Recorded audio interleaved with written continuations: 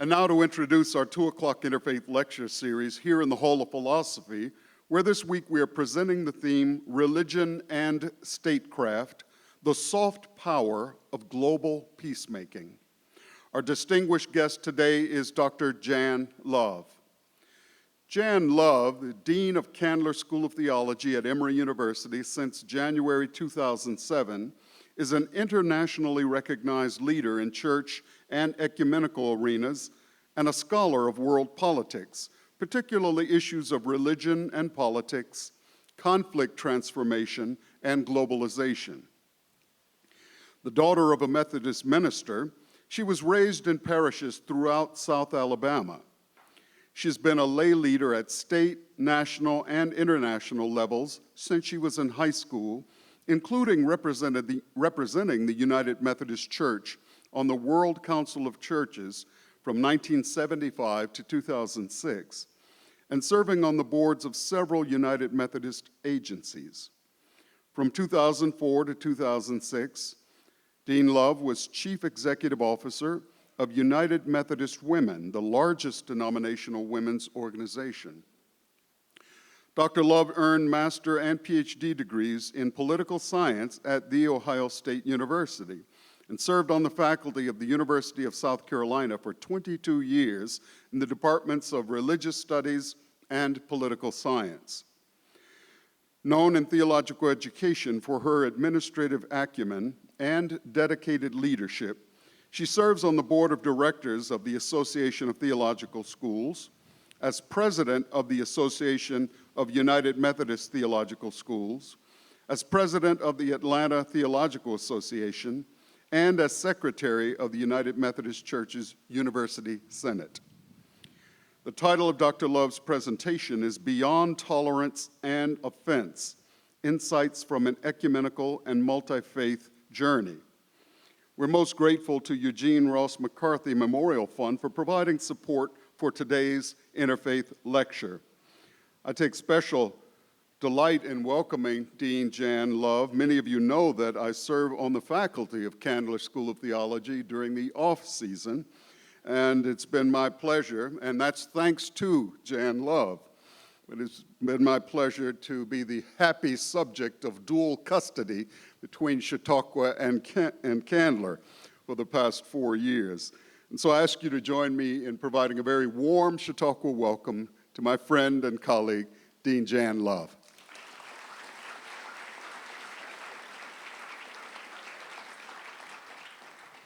Good afternoon. Many thanks to Reverend Dr. Robert M. Franklin, Jr., my colleague at Candler, as well as to Ms. Maureen Renano for their kind invitation to this storied place where I have longed to come for many years. Thank you for allowing me to offer a small contribution to the Chautauqua Institution mission of exploring the best in human values and enrichment of life. I'm humbled and honored. Your focus on religion and statecraft this week and the soft power of global peacemaking is exciting. As long ago as the late 1700s, when activists in Britain and the United States formed transnational advocacy networks to conduct international campaigns against slavery, religious activists and others have been working domestically and internationally to promote the common good. Numerous organizations have been created to promote a society and a variety of great causes, including peace, human rights, multi-religious understanding and cooperation, racial justice, religious freedom, economic well-being, safety and refuge for migrants and refugees, universal education, gender equality and freedom, an end to sex, slave, and all violence against women, environmental protection, and many other important ways in which we can together make the world a better place. In an era of fairly intense global and rapid communication, Domestic and transnational advocacy organizations have a tremendous impact. Most deploy various forms of soft power because overall, they have limited access to hard power. The concept of power is at the center of the study of international relations, and most scholars agree that power is the ability of political actors to achieve their goals. Packed into this assertion is a distinction between two aspects of power.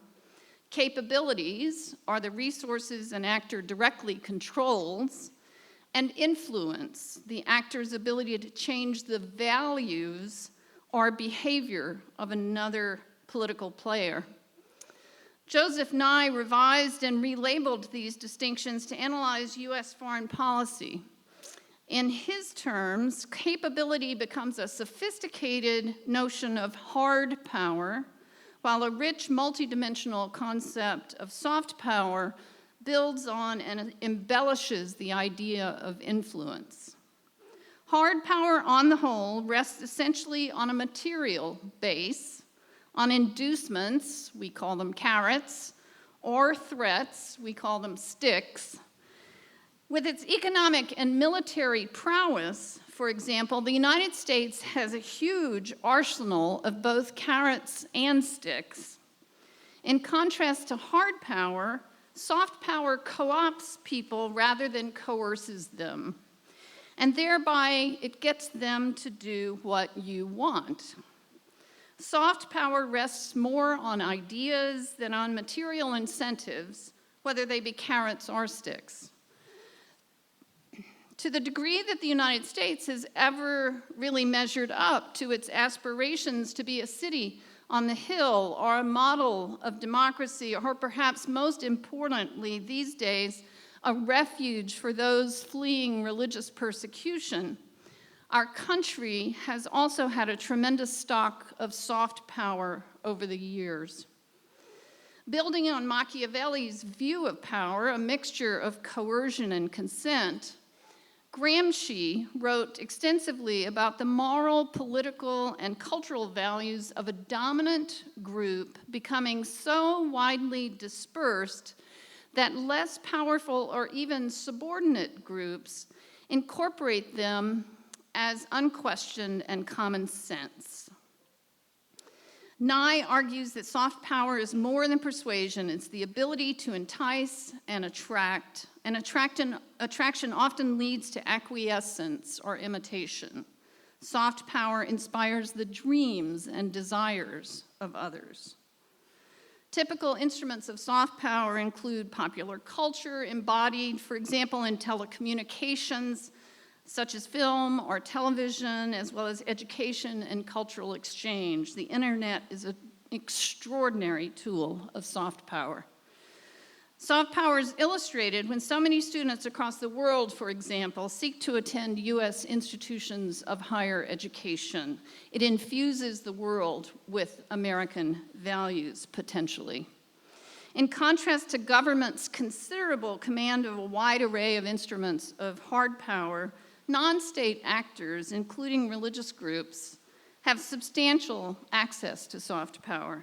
Indeed, religion embodies and is almost completely dependent on the exercise of soft power. In the second half of the 20th and early 21st centuries, non-governmental organizations and transnational advocacy groups, including religious groups, have become remarkably adept at using soft power to their advantage. By inviting us to examine the soft power of religion and statecraft, leaders at Chautauqua have invited us to mix religion and politics, something most of us were taught to avoid in polite company. But you asked for it, so here goes.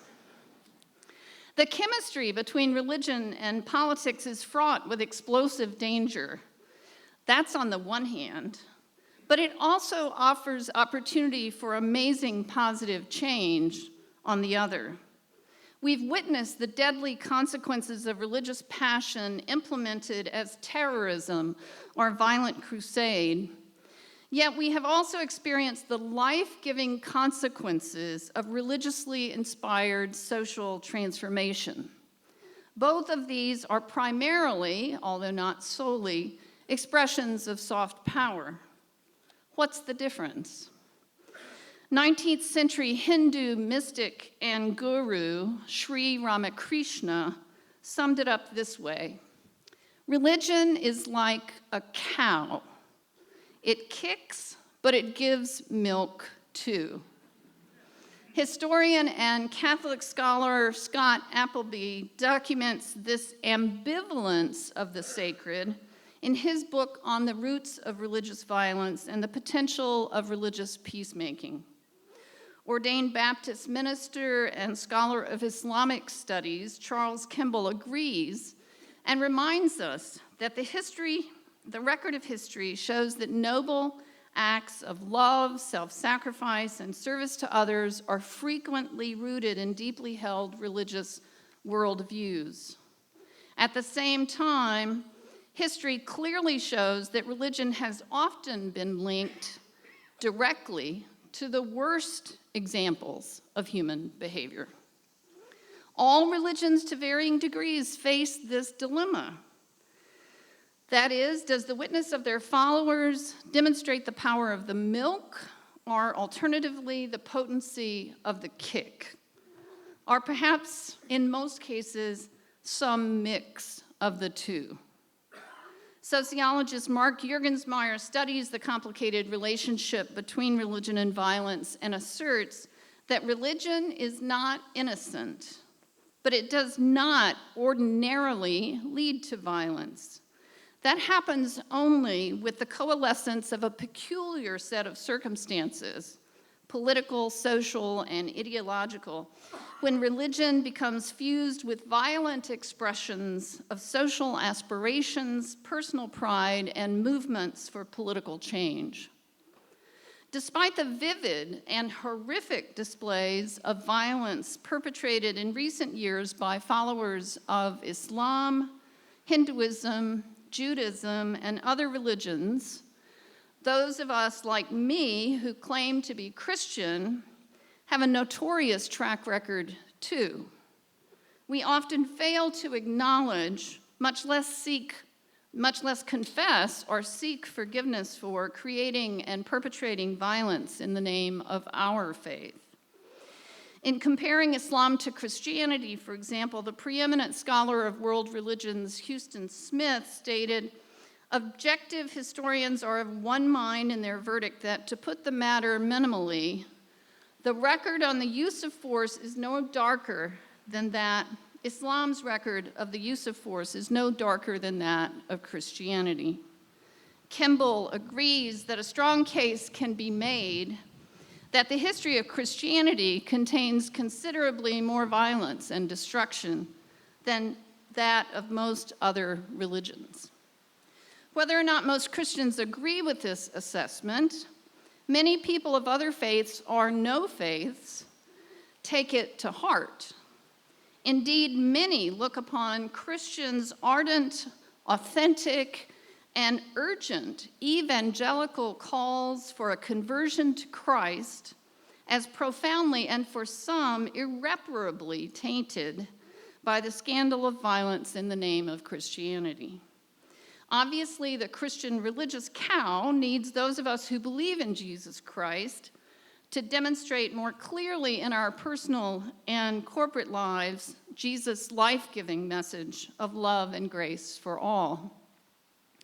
But violence is only one dimension, and an extreme one at that, of the interplay of religion and politics.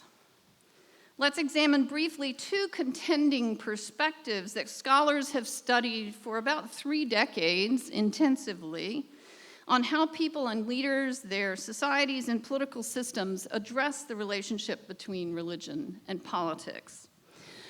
One perspective is called fundamentalism, and the other is pluralism, topics that I suspect have been discussed at Chautauqua before.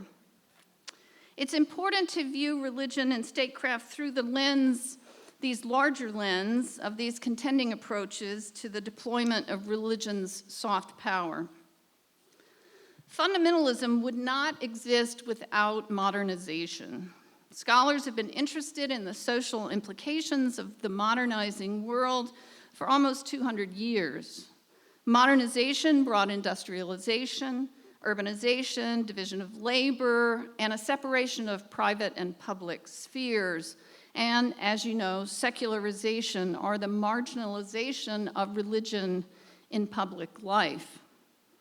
The renowned sociologist Peter Berger, who died recently, understood religion to be a sacred canopy under which the entirety of life is explained and regulated. Modernization rips the sacred canopy, and at best, says distinguished scholar Christian Smith, people are left with sacred umbrellas. Although the United States was a profoundly important global engine of modernization, it never became as secularized as Europe. Yet, as Emerson and Hartman indicate, the term fundamentalism, as you all well know, was first used to describe a conservative strain of Protestantism that developed in the United States roughly from 1870 to 1925. Rather than fighting against the political system in this case, this particular conservative religious movement contended primarily with other Protestant organizations who attempted to modernize their religion and make it relevant for a new time, a new modern time. The Protestants seeking to modernize their religion were eager to build robust umbrellas for a large expanse of believers. The fundamentalists, on the other hand, wanted to keep an all-encompassing canopy that would cover everyone, believers or not, in the society. The most famous conflict to emerge from this era of contention was, of course, the 1925 Scopes trial, after which fundamentalists went from being respected members of society to a ridiculed group. Overall, they retreated into their own private sphere and remained there for more than 4 decades, developing parallel institutions, well-trained leaders, and strategies for influencing society. Their reemergence in the public eye in the 1970s coincided, interestingly enough, with the resurgence of conservative religious movements around the world. The most prominent and shocking of which at the time, it's been surpassed by now, but at the time the most shocking of which was the Iranian Revolution in 1979. By the early 1990s, scholars such as Martin Marty and Scott Appleby had documented the resurgence of conservative religious movements around the globe, in Africa, the Middle East, Latin America, North America, and Asia. These movements were found in multiple religions, including Christianity, Buddhism, Hinduism, Islam, Judaism, Sikhism, and others. Moreover, fundamentalist movements penetrated into political parties in a number of countries, including the Republican Party in the United States. In their 2003 book, Strong Religion, Gabriel Almond and others define fundamentalism as a discernible pattern of religious militance by which self-styled true believers attempt to arrest the erosion of religious identity, fortify the borders of the religious community, and create viable alternatives to secular institutions and behavior. Fundamentalists want to change the behavior of non-believers as well as believers. They strive to change the laws and the structure of society. The genuine fundamentalist is both religious and political. Indeed, he believes that circumstances require him to act politically in order to fulfill his religious obligations. Most fundamentalists are medical doctors, nurses, engineers, teachers, professors, businessmen, and college-educated mothers and fathers. They feel strongly that Western societies erred grievously when they replaced God, religion, and divine law with human reason and secular political principles as the basis for legal and social order. Although fundamentalists defend traditional beliefs and draw on the symbolic and organizational resources for their ancient religion, they are not merely conservative or orthodox believers. Fundamentalists see the world as a battleground between absolute good and absolute evil. Thus, they are spiritual warriors who oppose non-believers as well as the doubters and compromisers within their own religious community. Fundamentalists and their sympathizers see their stand against the tidal wave of change as honorable, right, life-preserving, and a life calling.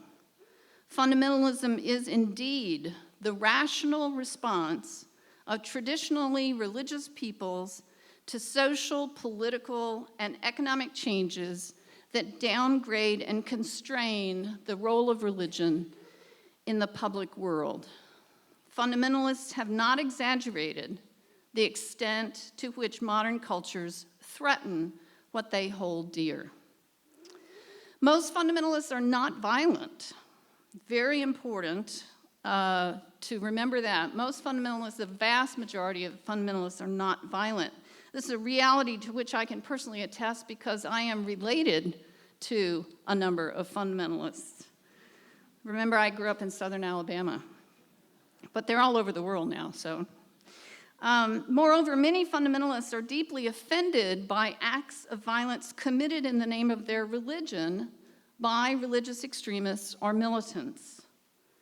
Conversely, however, almost all extremists or militants are fundamentalists, who, in contrast to the vast majority of fundamentalists, choose to wage war or commit violent acts. Some of the most familiar fundamentalist leaders who've been in the United States spotlight of late are Gary Bauer, who leads the Campaign for Working Families, James Dobson, founder of Focus on the Family, and Jerry Falwell Jr. of Liberty University, not unlike his father, Jerry Falwell Sr., the late leader of a very powerful movement in the 1980s. None of these men, as far as I know, have ever advocated violence as a means of achieving their goals. They instead work through the political system. Contending with the perspective of fundamentalism on the opposite side is pluralism, a condition of religious diversity within a political community. Some scholars argue that pluralism boils down simply to tolerance and acceptance, which are wonderful virtues that often form the core values of modern societies, especially modern democratic societies. But for those who want to move beyond mere tolerance, Diana Eck writes eloquently and convincingly about a richer, more robust form of pluralism in her book, A New Religious America. She states that pluralism is the dynamic process through which we engage with one another in and through our deepest differences. It goes beyond mere plurality or diversity to active engagement with that plurality. Pluralism requires participation and attunement to the life and energies of one another. Pluralism goes beyond mere tolerance to the active attempt to understand the other. Pluralism is not simply relativism. It does not displace or eliminate deep religious commitments or secular commitments if one doesn't want to be religious. It is the encounter of commitments. Pluralism is premised on the significance of and engagement with real differences. The process of pluralism is never complete but is the ongoing work of each generation. The encounter of commitments, that sounds good. Engagement with real difference, that sounds pretty exciting. Attunement to the life and energies of one another. Does it resemble any institution you know, like this one? It sounds to me like Chautauqua. Any institution dedicated to ecumenism and multi-faith engagement is, in my mind, by definition, dedicated to pluralism, as Eck defines it, and it's a place very much akin to my own heart. Moreover, before the engine of modernization had fully transformed the world, the United States was founded as an extraordinary political and democratic experiment in pluralism. From the beginning, our formal political system forbade the establishment of a state religion. And across more than 200 years, other governments had followed suit. Yet noteworthy numbers of governments in the modern era do actually embrace a state religion, or like Turkey, if you've been watching the news of late, are in high-stakes political struggles over exactly this issue. Most countries' political systems lie somewhere in between the poles of a state religion on the one hand and no state religion on the other. Moreover, some are deeply committed to religious freedom and freedom from religion, while others, like China, go to great lengths to obstruct religious freedom, even though they do not establish a state religion. As you are no doubt keenly aware, many of the people who risked life and limb to migrate to the 13 colonies that eventually formed the United States and to other parts of the continent in the 17th and 18th centuries were fleeing religious persecution. What's hard to believe today, however, especially in a place like Chautauqua, is that the religious persecution they were fleeing overwhelmingly took place between Christian groups, right? Not between groups representing entirely different religions. In the 18th century, the difference between Protestants, Catholics, and other Christians was quite contentious and sometimes deadly. For reasons of principle, practicality, and especially for peaceful coexistence, the Bill of Rights, adopted in 1789, begins by guaranteeing a person's right to hold religious beliefs and to exercise those beliefs freely without governmental interference. A profoundly pluralist perspective that matched the founders' determination to forge a modern political system. The United States' radical experiment in democracy at the time was imperfectly imagined and implemented in the midst of slavery, the conquest of native peoples, and the formal disenfranchisement of men without property and all women. But part of the genius of those who founded this still imperfect country was to reinforce emphatically that no religion would be established by the state and that each person would have religious freedom. Some of those who forged the US Constitution were deists. Some of the really important people were deists. But others were what we now know as Episcopalians, Presbyterians, Congregationalists, Quakers, Lutherans, and Roman Catholics. For their part, their work together was an extraordinary effort in civic cooperation across deeply held religious differences. But as much as they understood significant and contentious differences across sacred traditions in their time, most of these men would be absolutely stunned by two developments in the 20th century of the United States. First, they would be very surprised that many Christians, especially mainline Protestant churches and Roman Catholics, have worked hard to cooperate ecumenically and, for the most part, end their history of intra-religious strife and violence. It's basically over. Thanks be to God.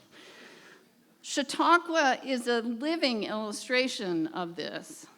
And second, the growth of religious diversity in our country in the late 20th and 21st centuries.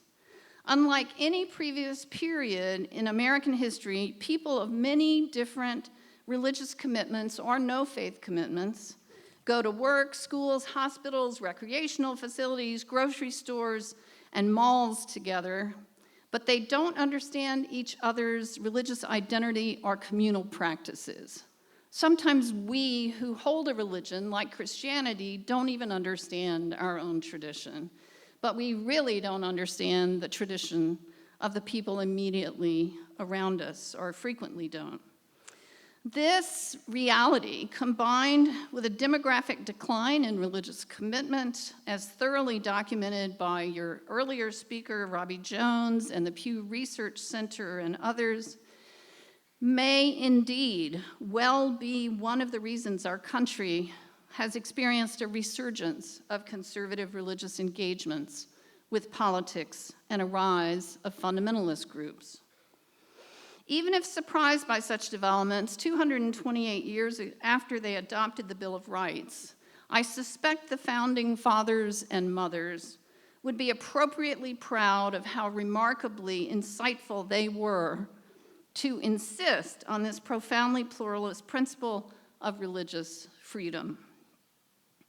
If we return to Sri Ramakrishna's cow of religion, the cow that kicks but gives milk too, one of the ways that we can promote the milk of religion rather than the kick is by insisting on pluralism at home and abroad, and working diligently to respect the rights and freedoms of all religions and those who want to be free from any religion. Indeed, from my point of view, those of us who identify as pluralists must honor the humanity of fundamentalist adherents and even respect the right of fundamentalist groups to have their freedom of religion too. But they have no right and must not be allowed to impose their beliefs on the rest of us or our political system in the United States or any other country in the world. Those of us who are deeply religious pluralists must resist the encroachment of fundamentalism in ways that respects the humanity of those who are religious fundamentalists, but that preserves the possibility of peacemaking and justice at home and abroad. We have many tools associated with soft power available to us, as do they, and we need urgently now to use them with ever greater creativity and determination. How do we do this? One way is to get to know each other much better. Remember, we hardly know each other, our own religion, much less somebody else's religion.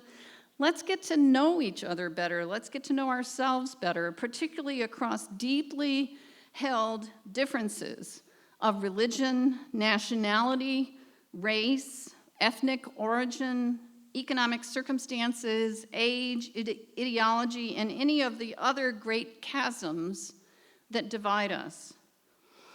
Like many people in other parts of the world, we Americans have become deeply segregated, incredibly segregated, religiously, racially, politically, economically, and in a number of other important ways. We are too often extremely polarized. Our longstanding cultural and religious pattern in the United States is that when we don't like where we are and the people with whom we find ourselves, we either pick up and leave or we kick somebody else out. We have much too little practice in engaging and understanding those who are significantly different from us. In recent decades, we have developed highly refined institutional and informational silos that perpetrate and reinforce our societal divisions both physically and digitally.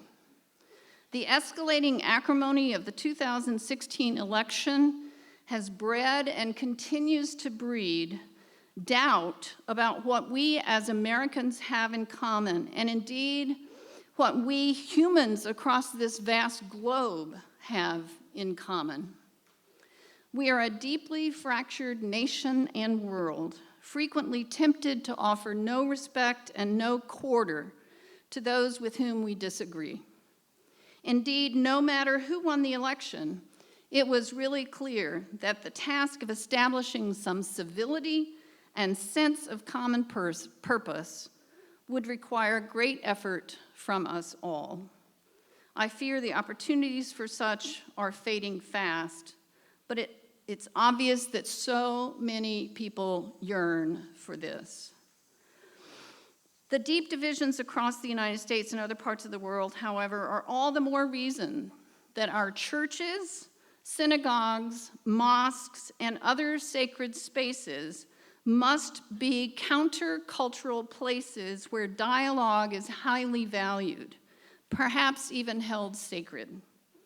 In this season, when deep divisions are rife across this country and the world, our churches and other sacred places must be locations where we strive to bear with one another in love, being humble, gentle, and patient.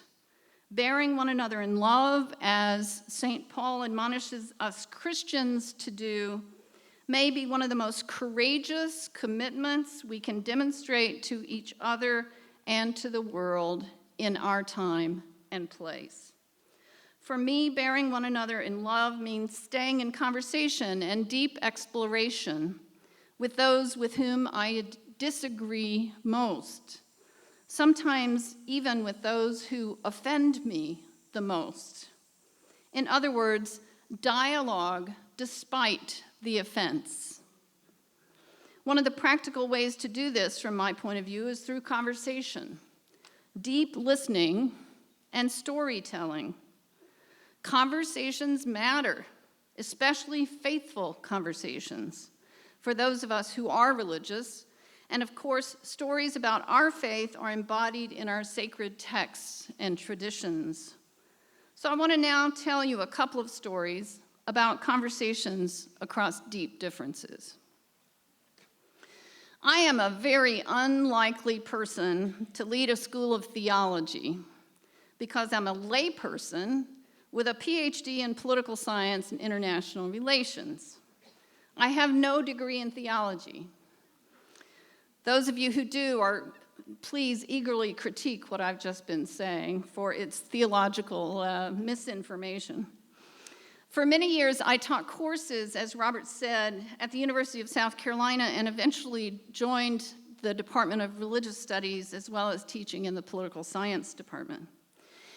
In the summer of 1985, my husband Peter and I taught courses on international relations and comparative politics to civil servants enrolled at Somali National University in Mogadishu. This was 6 years before Somalia became a failed state and began its descent into war, and indeed became a launching pad for some people who use terrorism in religion's name. As you are likely aware, almost all the people who live in Somalia are Muslims. During our stay, our normal mode of transportation across the city of Mogadishu was by minibus, 13-seat vehicles that were often crammed with 18 or more passengers. We once had a terrific beach outing north of town thanks to the charity of United States military personnel based in the city driving us in their very powerful Jeeps. They, like US diplomats and aid workers, normally had access to their own cars. We, however, rode minibuses for a wide variety of reasons. The buses were sometimes quite an adventure and often a good way to get to know the city and some of its people. One day on a minibus ride, we struck up a conversation with a passenger who spoke English. He asked us why we were riding the minibus. "Is your car being repaired?" he asked. No, we said. Did someone borrow your car? No, we replied. We don't have a car. Why don't you have a car? He asked. We don't need one, we said. We ride the minibus. He looked completely perplexed and then asked, Are you Canadian?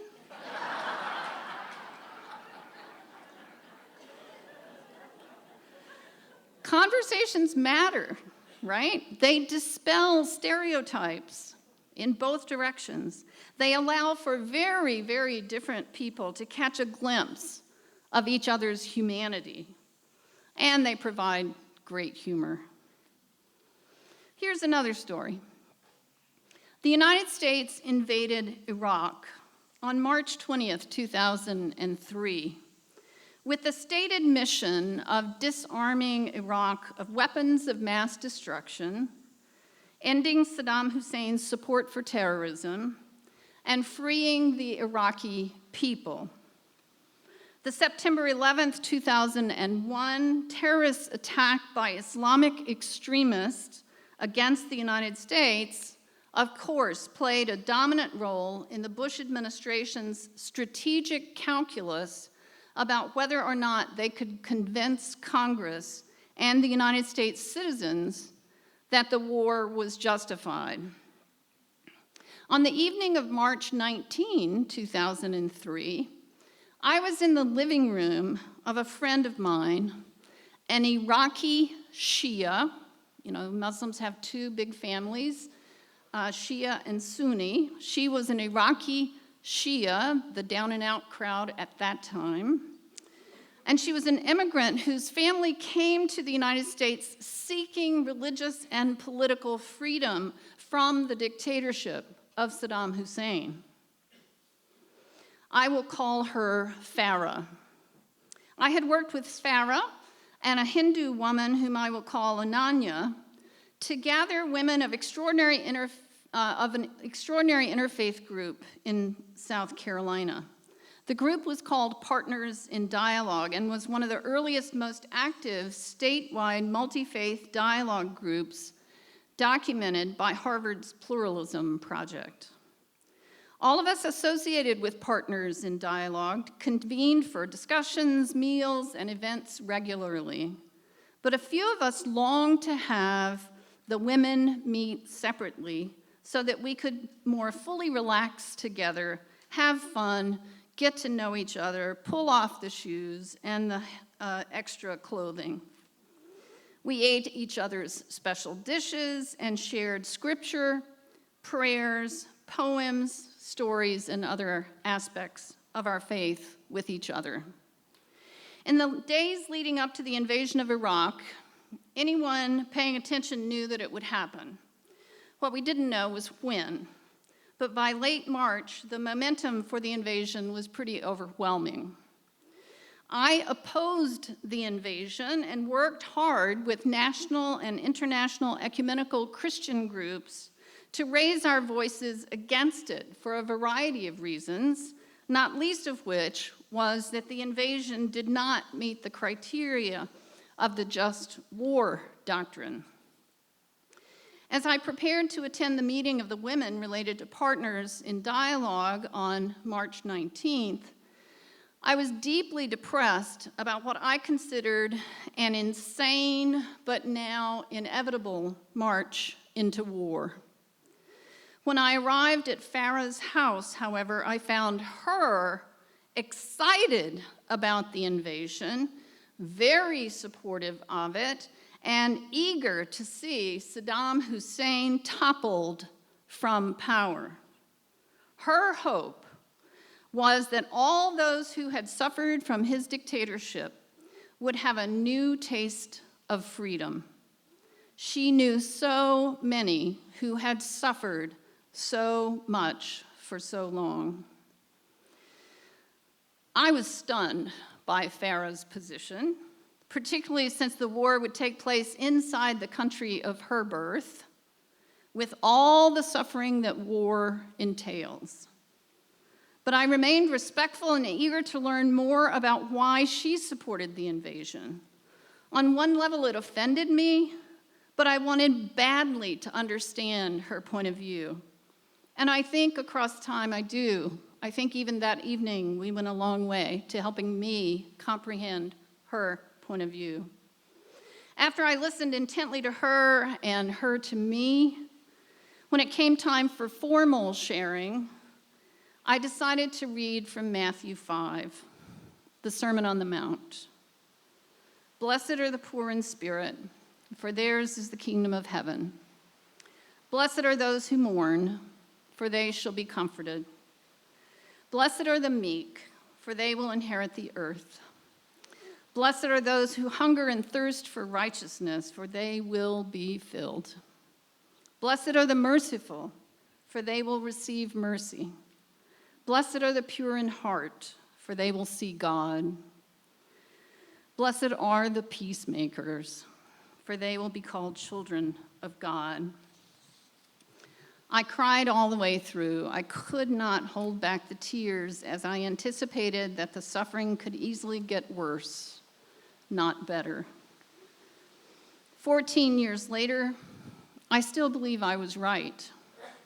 But Farah and I remained friends, and we stuck with the partners in dialogue, the women's group, as well as the formal institution, and maintained close communication until I moved away.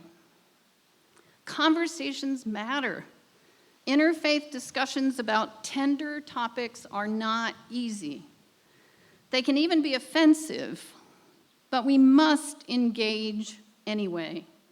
We must seek greater understanding, not agreement, but understanding, if we are to preserve the freedom of religion for us all. In my view, this takes us far beyond tolerance to a place where we genuinely encounter our deepest differences, even when it's difficult, even when it's offensive. Conversations matter, and conversations across deeply held differences, whether they be religious or any other kind, are crucial these days, right now, if we are to have any hope of striving for peace with justice in our homes, our neighborhoods, our country, and our world. Let's keep the conversation going. Thank you.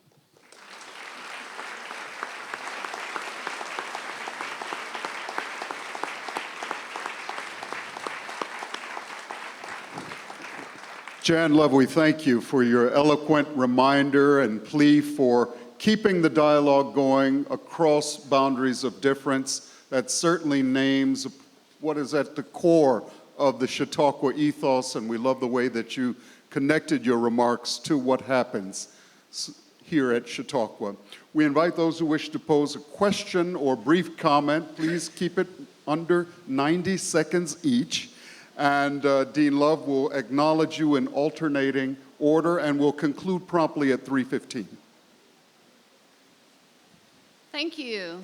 Let's start here. Hi, my name is Zoe. I'm going into my second year of seminary, and I'm on track for ordination in the Presbyterian Church. I believe in academic and religious freedom, and one of my core beliefs is welcoming all to my table. But how do I, as someone who is looking to be an ordained woman minister, interact with fundamental Christians, the majority of the evangelical movement and Pentecostal movement, that their beliefs delegitimate my call and uninvite me to their table? You stand up and do it anyway. So that was too cursory, but women religious leaders being delegitimated is time honored, and women religious leaders, although there are a few that we can point to, important ones in the Christian faith, and I suspect in other faith traditions too, are a relatively recent phenomena in the Protestant tradition, and it is an extraordinarily rare phenomena in the totality of Christianity. So if you take into account all of the Christians in the world, Roman Catholic, Orthodox, Protestant, non-denominational, and all the rest, those who ordain women are a very tiny slice called mainline Protestants and Protestants in Europe, basically, and in a few other parts of the world. So you are going to be in a distinct minority, and it's incumbent upon you to shine the light of Jesus Christ, the grace and the love of Jesus Christ in all that you do. Lead your parishioners with authenticity, with grace and creativity, and the important thing will be that Jesus comes through. And I suspect Jesus will be really happy. Just do it. Yes. Thank you. My name is Sabiha Rahman, and I am a Muslim. My husband and I tour around the country giving lectures on Islam 101, and we have actually put a call out, invite us, and we will come. Our calendars are full.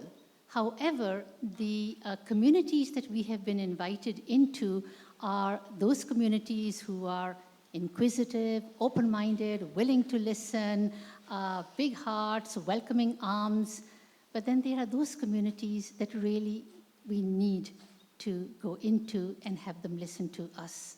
And that's where we are having a difficulty breaking into. Any suggestions? I think you're exactly right.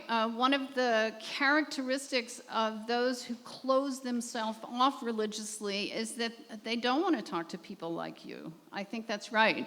The good news for you is that people like me are related to those folks, fundamentalists and all the rest. So those of us who are more mainstream in the United States, in terms of Protestant Christians and Catholic Christians, it is incumbent upon us to hear your voice, listen carefully to your story, and then translate it to all those people we know will never invite you to any event and don't want to know what you have to say. And that's a difficult conversation for us, the mainline folk. I call myself a mainline person, right? To talk to my fundamentalist relatives is sometimes a great joy, but it's sometimes an extraordinary burden. But I'm obligated to tell your story to them. So if you tell your story to the more open-minded people, and don't overestimate how open-minded they are, if you tell your story to all the open-minded people, then those of us who are in those audiences will carry it further. I think that's the best we can do, but that's not bad. Thank you. Thanks. Yeah. I'm Doug Asbury. I'm a retired United Methodist minister from Northern Illinois Conference and a gay man. And I hope that if you haven't been called in as a consultant to the Commission on a Way Forward, you will be. I had a conversation with a more conservative fellow United Methodist pastor a number of years ago, and I said to him, it seems to me like we progressives want to continue talking about this issue, to come to some resolution that can be acceptable to all of us in the church, and the conservatives say, you'll never listen to us.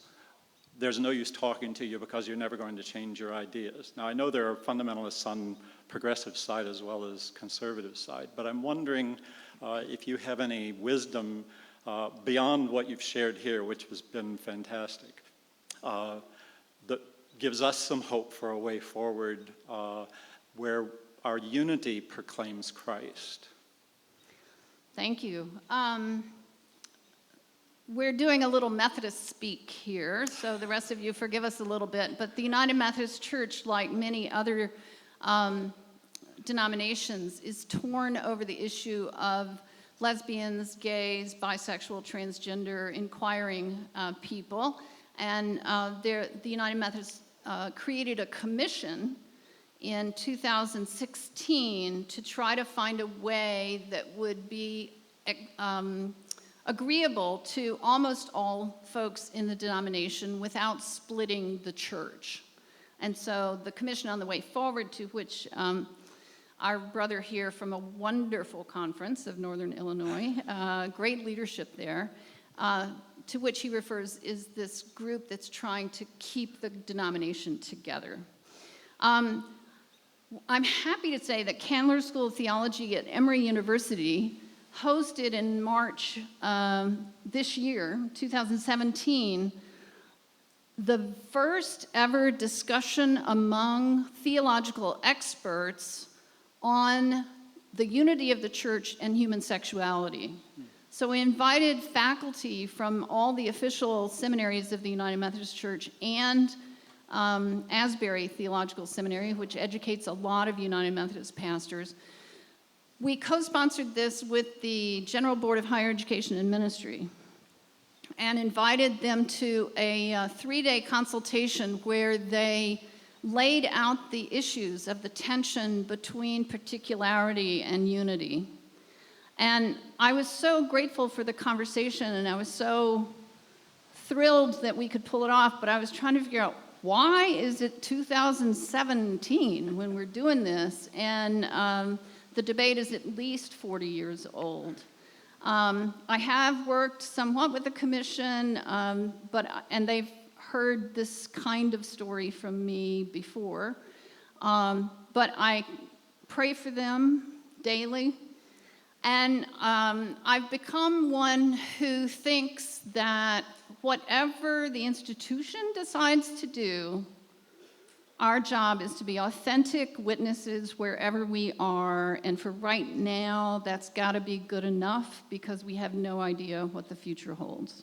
So, thanks. Yes. Hi, thanks for your remarks. I just support you all the way.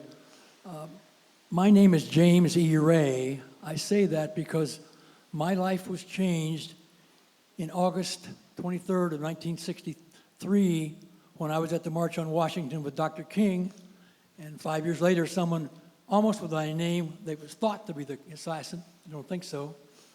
Two things. One, I agree with you. We need to have that kind of dialogue. That takes time together, not just a one-time gathering.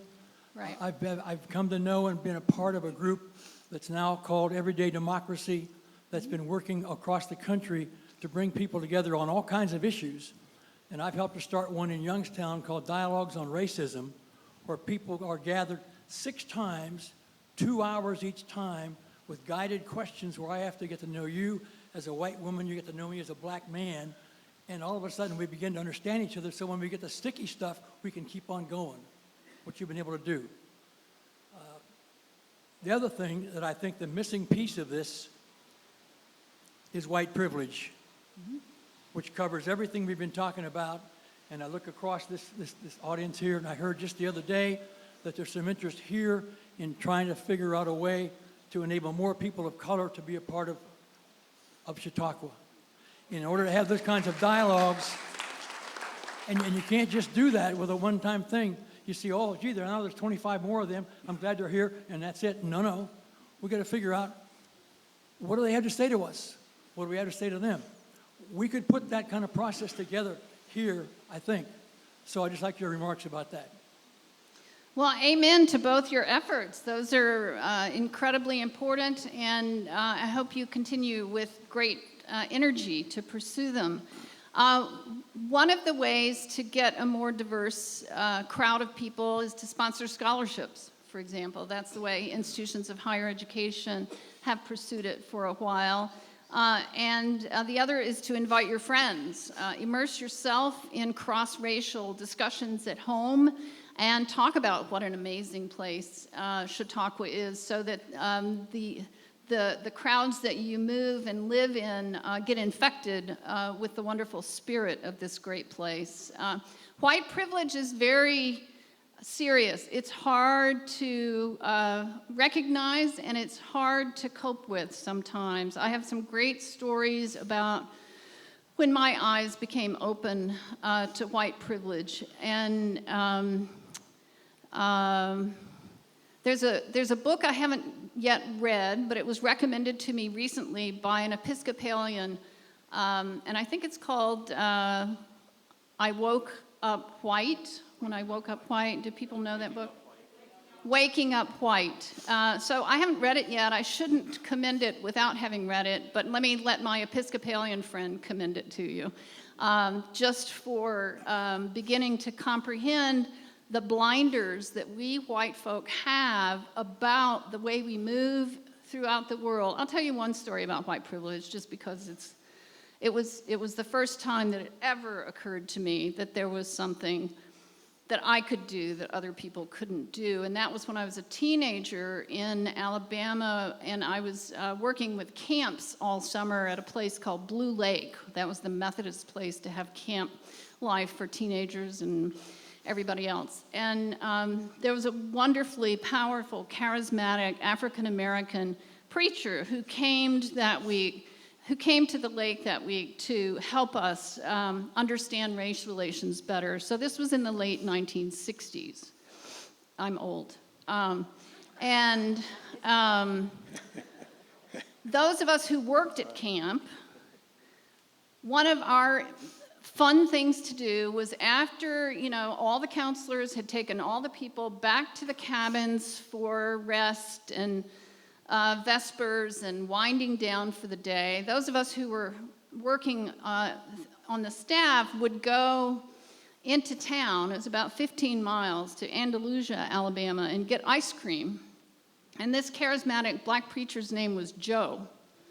And so I said to Joe, you want to ride with me to Andalusia and get some ice cream? And Joe said, no. We're in rural Alabama, and if you and I get caught on the road at 9 or 10 o'clock at night, I likely will not turn out to have a good time. And so it made me stop and think about it and say to myself, wow, he's right. The late 60s in rural Alabama were dangerous to do cross-racial stuff.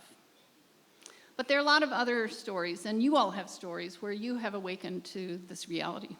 Yes? Hi, I'm John McGowan from the School of Public Health at Emory. And over the last decade, I've seen that both religious and non-religious have developed a great interest in the topic of ethics. Is this a tool you could use in soft power? Absolutely. And ethical passion often drives these transnational advocacy groups to end sex slavery, for example, and to end economic injustice. And so one of the things that is very productive to engage in a multi-religious arena is discussions about how do we view ethics. I mean, that's a perfect topic for Jews and Muslims and Sikhs and Hindus and Christians to talk together about. And you usually have to pick some particular issue, but you could bring the ethical dimensions that arise out of your religious convictions to a particular issue, like girls' education. That's a good one. The World Bank has said for, decades, that we could end poverty if we would just insist on girls' education. And so ethics are at the heart of all this. Thank you. Oh, you're in line, huh? No.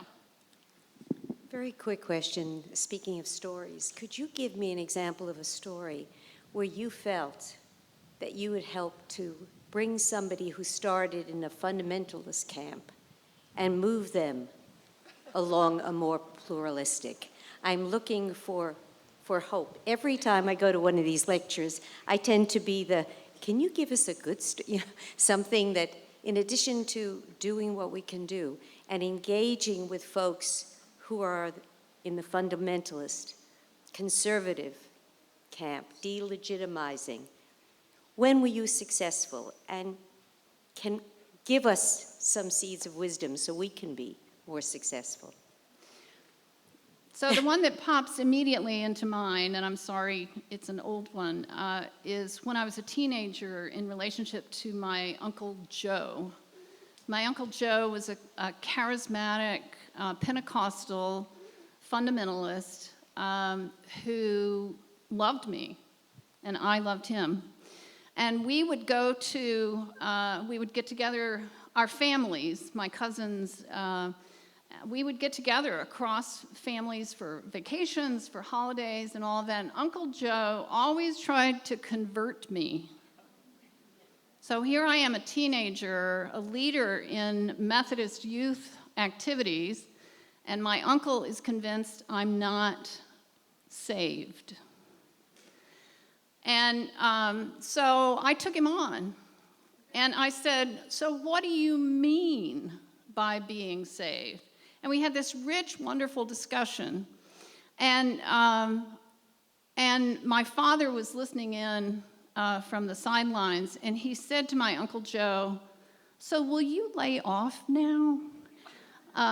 And Uncle Joe did. And what happened, I think, was that Joe got a glimpse of Jesus' love and grace through my salvation story that was different than his salvation story. And he couldn't anymore pretend that I didn't have a legitimate salvation story.